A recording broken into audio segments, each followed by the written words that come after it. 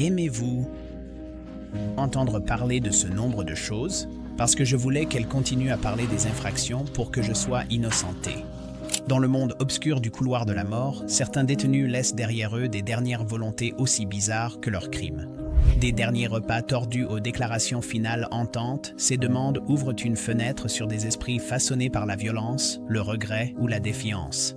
Entrons dans les murs de la prison pour découvrir les dernières volontés les plus troublantes de 7 tueurs condamnés. Patrick Brian Knight était un détenu du Texas dont la réputation s'est répandue au-delà des clôtures de barbelés où il attendait son exécution. Né en 1968, les premières années de Knight n'étaient pas particulièrement remarquables. Il a grandi à Amarillo, au Texas, a enchaîné quelques emplois et n'a eu aucun problème majeur avec la loi, jusqu'à ce qu'il franchisse une ligne qui l'a conduit directement au couloir de la mort. Sa vie a changé irréversiblement en août 1991, lorsque, avec son complice Robert Bradfield, il a commis un crime qui allait choquer la communauté locale. Walter et Marianne Werner étaient un couple d'âge moyen menant une vie tranquille. Le 27 août 1991, Knight et Bradfield les ont enlevés de leur domicile. La brutalité a été rapide et froide. Les enquêteurs ont appris plus tard que Knight était retourné à sa caravane comme si de rien n'était, tandis que Bradfield tentait de couvrir leurs traces. Malgré ses efforts, les détectives ont reconstitué le crime.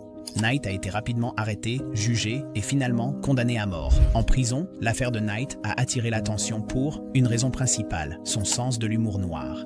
Les autres détenus parlèrent de Knight comme d'un homme qui utilisait des blagues ironiques pour masquer sa peur. Les gardiens ont remarqué que chaque fois que le sujet de l'exécution était abordé, Knight pouvait lancer une réplique bizarre ou hausser les épaules comme si c'était le problème de quelqu'un d'autre. L'homme avait un calme troublant que certains interprétaient comme une indifférence glaciale envers le meurtre. Au fil des ans, Knight a déposé des appels contestant l'équité de son procès. Chaque refus le rapprochait de la chambre d'exécution. Les journalistes ont noté sa manière particulière d'accorder des interviews. Il refusait d'exprimer des remords, se tournant souvent vers des commentaires sur le système judiciaire. Les familles des victimes percevaient cela comme de l'arrogance, tandis que les partisans de Knight y voyaient quelqu'un résigné à son sort. À l'approche de son dernier jour, des rumeurs circulaient sur la dernière demande qu'il pourrait faire. De nombreux détenus demandèrent des plats réconfortants ou un objet significatif de leur enfance. Mais Knight semblait plus intéressé par la réaction des gens que par des plaisirs personnels. Il plaisantait aussi. Certains disent qu'il menaçait, que sa déclaration finale serait une surprise. Lorsque le directeur de la prison a demandé à Knight son dernier repas, il aurait choisi quelque chose de tout à fait ordinaire, s'il a choisi quoi que ce soit. Mais le véritable choc est venu avec sa déclaration finale. La nuit de son exécution, Knight se tenait attaché à la civière et regardait autour de la salle des témoins. Les représentants des médias, familles de la victime et les responsables de la prison observaient dans une tension silencieuse. Knight a commencé par remercier sa propre famille, mais a ensuite ajouté « J'ai dit que j'allais raconter une blague. La mort m'a libéré. C'est la plus grande blague. » Ces mots glaçants ont provoqué un souffle collectif dans la salle. Il est allé plus loin, affirmant « Je ne suis pas Patrick Brian Knight, et vous ne pouvez pas arrêter cette exécution maintenant. » Certains croyaient qu'il faisait référence à une crise d'identité personnelle ou à une rupture mentale, tandis que d'autres l'interprétaient comme un humour noir et moqueur. William George Bonin a gagné le surnom de tueur de l'autoroute pour une série de meurtres dans le sud de la Californie entre 1979 et 1980, ciblant de jeunes autostoppeurs et fugueurs masculins. Il les a kidnappés, violés et torturés avant de se débarrasser de leur corps près des sorties d'autoroute. Au moment où les autorités l'ont retrouvé, au moins 21 jeunes hommes et garçons étaient morts. La brutalité glaçante de Bonin a stupéfié les forces de l'ordre, qui ont découvert des méthodes de torture révélant une nature profondément sadique. Au procès, Bonin a montré peu d'émotion. Les témoins ont raconté des détails horrifiants, des étranglements à l'utilisation d'objets comme des barres métalliques dans ses agressions. Les jurés l'ont condamné pour de multiples chefs d'accusation et le juge lui a infligé une peine de mort. Bonin a été placé dans le couloir de la mort à la prison d'État de San Quentin, où il a attendu pendant des années de recours. Les gardiens ont décrit Bonin comme étrangement poli dans les affaires quotidiennes, souvent dépourvu de réflexion morale. Les psychologues ont examiné et suggéré qu'il présentait des traits psychopathiques, signifiant qu'il manquait d'empathie, n'avait pas de culpabilité. Les familles de ces nombreuses victimes espéraient que son dernier jour sur Terre mettrait fin à leur cauchemar. Le couloir offrait à Bonin peu de chances de rédemption. Il participait rarement à des programmes d'amélioration personnelle ou de sensibilisation. Certains codétenus le détestaient pour ses crimes contre des mineurs. Bonin a réussi à garder un profil bas, peut-être parce que beaucoup dans le couloir de la mort avaient des antécédents tout aussi odieux. Il passait grande partie en isolement. Avec les années, les avocats ont discuté des erreurs. Les tribunaux ont largement maintenu la condamnation. Quand la date finale de Bonin approchait, la communauté True Crime s'y intéressait, réclamant le moindre détail sur son état mental. Les journalistes ont demandé des interviews, mais il n'en a accordé que quelques-unes. Dans celles-ci, Bonin semblait presque détaché de l'ampleur de ses actes, n'offrant jamais une véritable excuse. Pendant ce temps, les familles des victimes devenaient anxieuses à l'idée d'assister à l'exécution. Elles espéraient le voir montrer ne serait-ce qu'un semblant de remords. Lorsque les responsables ont demandé à Bonin ce qu'il souhaitait pour son dernier repas, il a fait un choix que certains ont trouvé troublant par son indulgence désinvolte. Il a demandé 2 grandes pizzas au pepperoni, 3 pots de glace et plusieurs packs de 6 sodas. Les observateurs ont noté à quel point l'extravagance du repas semblait en décalage avec le chagrin qu'il avait causé. Cela apparaissait comme un dernier acte de plaisir égoïste, sans réflexion spirituelle, sans mention d'expiation. Dans les dernières heures, le repas a été apporté à sa cellule. Des détenus disent que Bonin l'a dévoré calmement. Les familles des victimes l'ont vu comme une insulte finale et grotesque. Les médias se demandent ce que cela révèle de sa psyché. Les psychologues ont suggéré que cela indiquait un manque de remords et un attachement obsessionnel à la gratification sensorielle, même dans ses derniers moments. Le jour de son exécution, le 23 février 1996, Bonin a été transféré dans la chambre d'exécution à Saint-Quentin. Les témoins comprenaient des journalistes et proches des victimes, espérant voir une déclaration finale. L'équipement prêt, Bonin n'a prononcé que quelques mots, aucun d'eux n'étant des excuses. Selon les témoins oculaires, il a essentiellement blâmé des pulsions incontrôlables pour ses actions. Aileen Carlson est souvent rappelée comme l'une des rares tueuses en série de grande notoriété. Née en 1956, elle a affronté une vie de maltraitance incessante et de difficultés dès son adolescence. Wuornos travaillait comme prostituée le long des autoroutes de Floride. Entre 1989 et 1990, elle a tué 7 hommes qu'elle a rencontrés en sollicitant. Elle a prétendu se défendre, disant que ces hommes l'avaient violée ou tenté de le faire, mais les enquêteurs l'ont vue comme délinquante en série. Quand Wuornos fut jugée, les médias ont explosé. Les caméras ont capté chaque regard furieux qu'elle a lancé aux juges, avocats et spectateurs. Elle a accusé la police de corruption, a déclaré que des voix lui disaient de tuer. Et elle a insisté sur le fait qu'elle se protégeait des agressions sexuelles. Malgré ces affirmations, elle a été jugée coupable et elle a reçu plusieurs condamnations à mort. Les journalistes se sont emparés de son affaire pour un aperçu de la violence par une femme. Des livres, des documentaires et même un film hollywoodien ont suivi. Wuornos elle-même semblait déchirée entre défiance et désespoir. Dans les interviews, elle oscillait entre blâmer la société pour son éducation et reconnaître qu'elle avait pris des vies. Enfermée dans le couloir de la mort en Floride, Wuornos a vécu une isolation qui semblait aggraver sa santé mentale. Sa paranoïa s'est intensifiée et elle croyait que sa nourriture était empoisonnée. Les gardiens et les détenus la regardaient avec prudence. Certains la voyaient comme une énigme violente, d'autres comme une figure tragique façonnée par un traumatisme précoce. Elle laissait peu de visiteurs accéder à ses pensées. Quelques interviews sporadiques révélaient une déconnexion de la réalité. Les appels continuaient, le comportement erratique de Wuornos déconcertait les observateurs. Elle a demandé que son exécution soit accélérée, disant que la prison la torturait psychologiquement. Les experts ont remis en question sa santé mentale, mais le tribunal l'a finalement jugée compétente. La date de son injection létale approchait. Beaucoup se demandaient quel dernier repas, quelle dernière demande elle ferait. La plupart des condamnés choisissent quelque chose de symbolique, réconfortant, plat fait maison préféré, friandise nostalgique, l'enfance. Mais Wuornos n'était jamais prévisible. Wuornos a refusé de faire une demande spécifique pour son dernier repas. Elle a opté à la place pour juste une tasse de café. Les témoins, cependant, se souviennent de ses derniers mots comme étant parmi les plus bizarres dans les annales des exécutions américaines. Debout, attachée à la civière le 9 octobre 2002, elle a déclaré « J'aimerais juste dire que je navigue avec le roc et je reviendrai, comme le jour de l'indépendance avec Jésus, le 6 juin. Comme le film Grand vaisseau mère et tout, je reviendrai. » Sa déclaration faisait référence à tout, de la religion à la science-fiction, en passant par la culture pop. Elle a déconcerté les responsables de la prison, laissé les journalistes sans voix et envoyé un frisson dans le dos des familles et des victimes venues assister à sa fin. Certains ont interprété ces mots comme un symbole de son désir de renaissance. D'autres ont estimé que c'était le dernier effondrement d'un esprit profondément troublé. Avec cela, l'injection létale a pris effet. Les yeux de Wuornos ont papillonné, se sont fermés et elle a glissé. L'annonce officielle a confirmé la fin de l'une des tueuses les plus notoires du pays. Les familles de ces victimes ont réagi diversement. Quelques-unes ont ressenti du soulagement, d'autres ont pleuré leurs proches et certaines sont restées hantées par les affirmations de Wuornos. Jeffrey David Matthews est entré dans les annales des détenus notoires du couloir de la mort pour le meurtre de son parent. Né en 1972, Matthews a eu des démêlés avec des délits mineurs durant son adolescence. Mais c'est le meurtre de son grand-oncle, Otis Earl Short, en 1994, qui l'a conduit dans le couloir de la mort de l'Oklahoma. Aux côtés d'un complice, Troy Dyer, Matthews avait prévu de voler Otis pour de l'argent et des armes à feu. Le vol a dégénéré en violence. Otis a été abattu d'une balle dans la tête et la gorge de sa femme a été tranchée. Bien que la femme ait survécu initialement, elle est décédée plus tard de causes non liées, ne se remettant jamais complètement du traumatisme. Pendant ce temps, des preuves, y compris l'arme du crime, enterrée près de la propriété de Matthews, l'ont fermement lié au crime. Un jury l'a reconnu coupable et il a été condamné à mort.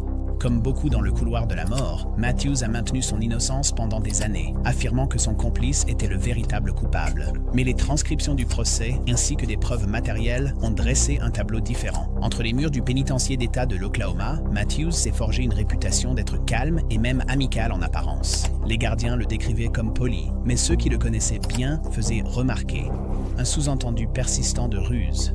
Il a déposé des recours, apportant une nouvelle couverture médiatique intriguant le public. Alors que certains détenus adoptent la spiritualité ou l'activisme, Matthews a adopté une approche mesurée, focalisée sur le processus d'appel. Il blâmait le système judiciaire pour ses erreurs, soulignant les incohérences dans les témoignages des témoins. Il a également évoqué la brutalité de la vie en prison, mentionnant qu'il sortait rarement de sa cellule en raison des menaces. Pourtant, Matthews montrait parfois des éclats d'humour à la Pablo. Dans la cour de la prison, il plaisantait parfois sur la tradition du dernier repas ou sur le fait que le téléphone pourrait sonner juste avant l'heure prévue. Les autres détenus remarquaient que cet humour les mettait souvent mal à l'aise. C'était comme si Matthews oscillait entre la peur de la mort et la résignation face à celle-ci. Plusieurs fois, Matthews a obtenu des sursis d'exécution en raison de problèmes comme les controverses sur l'injection létale ou les revendications de nouvelles preuves. Ses partisans étaient convaincus que ces retards signalaient une possible exonération. Cependant, les tribunaux ont maintes fois confirmé le verdict. Chaque sursis légal se terminait par une nouvelle date prévue avec le bourreau. À mesure que ces dates s'accumulaient, les spéculations augmentaient sur le dernier souhait que Matthews pourrait choisir. Certains supposaient qu'il ferait une déclaration proclamant son innocence. D'autres pensaient qu'il voudrait un repas réconfortant. Mais la seule certitude était que l'État avait l'intention de mener la sentence à terme un jour ou l'autre. Le 11 janvier 2011, Jeffrey David Matthews a vécu ses dernières heures. Selon les dossiers de la prison, il a demandé pour son dernier repas un festin colossal comprenant plusieurs cheeseburgers, une grande portion de frites et divers bonbons. Encore plus bizarrement, certains récits affirment qu'il a demandé une sauce ou un assaisonnement spécial que la cuisine de la prison a eu du mal à fournir. Bien qu'un repas final opulent ne soit pas inédit, la spécificité de ces demandes, réclamant certaines marques de fast-food, ajoutait une touche troublante. Pour certains, cela semblait être une tentative de contrôler son destin de la seule manière qui lui restait.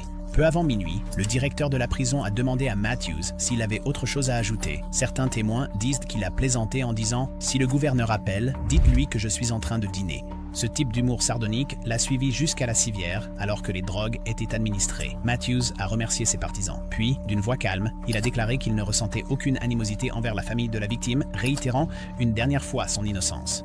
Ceux dans la salle des témoins ont rapporté des émotions mitigées. La famille Short avait attendu 17 ans pour ce moment, espérant trouver la paix. La vie de Thomas Douglas Arthur dans le couloir de la mort en Alabama a été marquée par des condamnations répétées, des appels annulés et une revendication persistante d'innocence qui a suscité un débat généralisé. Il a été condamné pour le meurtre de Troy Wicker en 1982, prétendument un meurtre sous contrat arrangé par l'épouse de Wicker, Judy, qui avait une liaison et un motif pour toucher l'assurance. Arthur a nié fermement toute implication, affirmant que Judy l'avait faussement accusé pour se sauver elle-même. Plusieurs procès l'ont vu condamné puis libéré pour des raisons techniques. Pour être à nouveau condamné, le dernier verdict a été maintenu et l'Alabama l'a placé dans le couloir de la mort. Au fil des décennies, Arthur est devenu l'emblème des batailles juridiques prolongées et des affaires de peine capitale, persistant bien dans ses 70 ans. Arthur a passé plus de 30 ans enfermé dans une cellule, enchaînant les appels qui ont mis à l'épreuve la patience des tribunaux et la stabilité émotionnelle de la famille de la victime. Certains partisans croyaient que des preuves nouvellement découvertes pourraient l'innocenter. D'autres soutenaient qu'il était un maître manipulateur, exploitant en chaque faille, un vieil homme frêle, mais acéré, niant sa culpabilité. Les militants débattaient de sa culpabilité. Les journalistes détaillaient la longévité de son séjour. Les proches de la victime exprimaient leur frustration face à un système incapable de rendre un verdict. Arthur a toujours proclamé son innocence. L'injection létale remplaçait les anciennes méthodes d'exécution. Arthur craignait la douleur qu'elle pourrait lui causer. Sérieux problème de dos. Les spéculations sur la manière dont les problèmes d'un détenu affectent l'exécution étaient un sujet brûlant. Certains experts déclaraient que l'injection létale était humaine. D'autres disaient qu'Arthur pourrait souffrir plus. Quand une date d'exécution approchait, les avocats d'Arthur déposèrent des requêtes sur de nouvelles preuves, ou ADN non testé.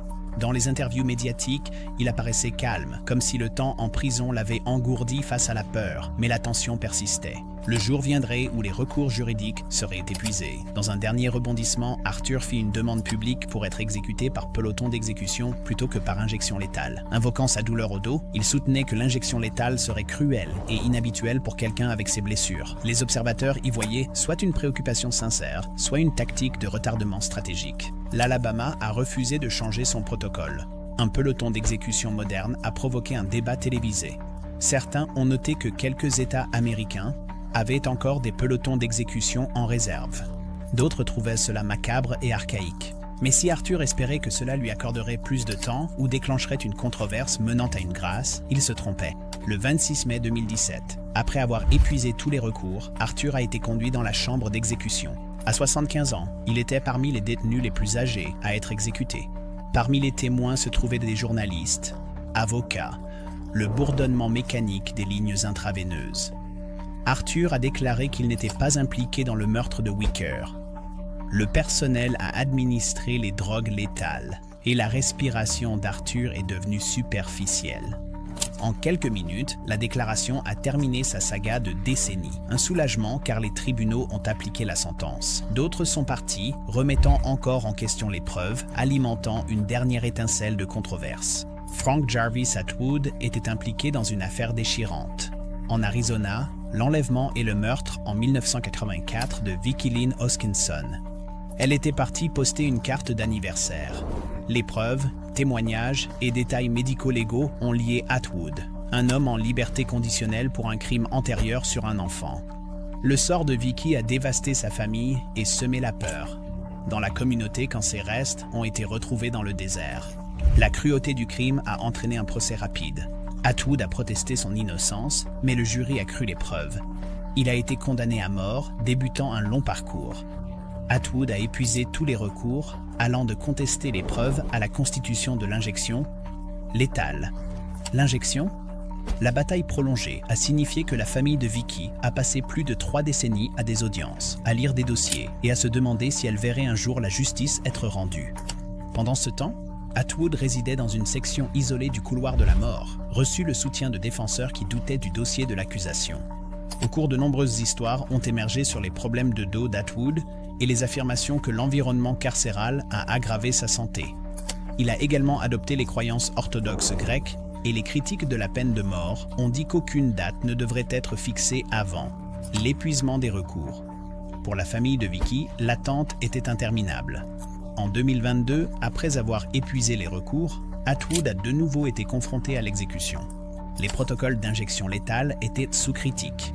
Pénurie de médicaments et allégations de procédures bâclées, certains détenus à travers le pays ont eu le choix entre l'azote, le gaz ou des méthodes plus anciennes. Atwood a demandé le gaz à l'azote, affirmant que l'injection létale aggraverait ses problèmes chroniques de colonne vertébrale. L'État a refusé sa demande, maintenant l'injection létale comme norme. Cela a préparé le terrain pour un débat renouvelé en Arizona.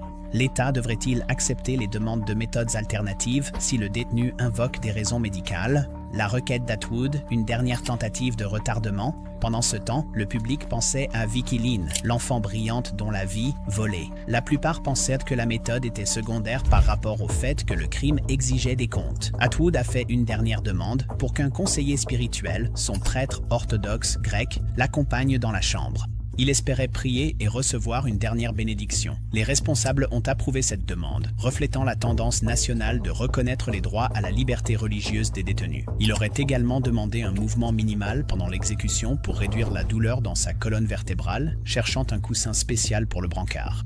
Le 8 juin 2022, le jour est arrivé. Contrairement à certains détenus qui commandent de grands festins, le dernier repas d'Atwood était sans éclat, quelque chose qu'il mentionnait rarement.